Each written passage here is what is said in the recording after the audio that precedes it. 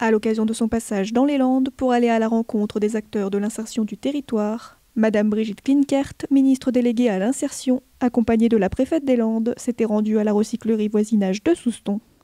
Vous savez que dans la crise que nous connaissons, c'est compliqué pour des personnes qui sont éloignées de l'emploi de retrouver un emploi ou une activité. Pour ce faire, l'État a mis en place depuis le mois d'août dernier un plan de relance pour l'inclusion de 320 millions d'euros. Et grâce à ce plan de l'inclusion de 320 millions d'euros, ce sont des emplois dans l'insertion, des emplois nouveaux qui sont créés. Et ici, dans ce beau département des Landes, ce sont 4 millions d'euros qui ont bénéficié à des structures de l'insertion.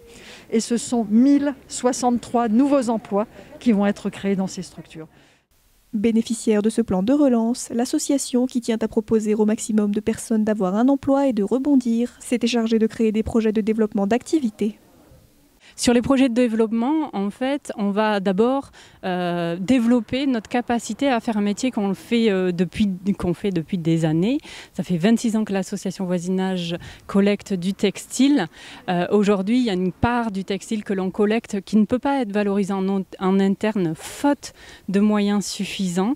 Et donc, l'idée, c'est de doubler les équipes, de renforcer l'équipement et surtout d'avoir plus de place pour pouvoir en traiter plus localement.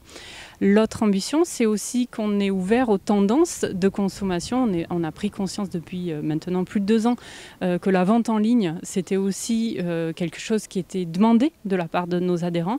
Et donc, on s'est saisi de cette occasion pour nous aussi créer notre activité de vente en ligne qui servira aussi de support pour nos salariés pour qu'ils touchent du doigt les métiers du digital.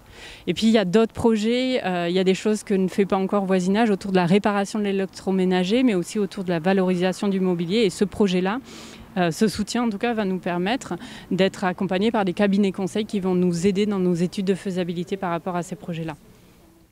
À l'occasion de cette visite, la ministre avait pu échanger avec les membres et les salariés de la recyclerie et ainsi prendre connaissance de leurs besoins et discuter de leurs projets d'avenir.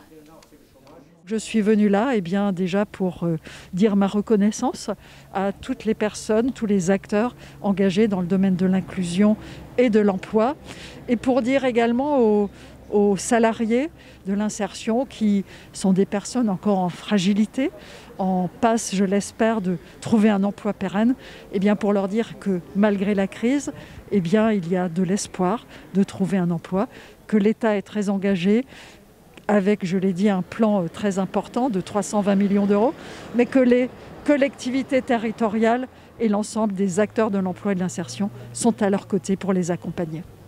Même si la visite était courte et que c'était un peu en marche forcée, elle a pris le temps de s'intéresser aux personnes qui étaient là.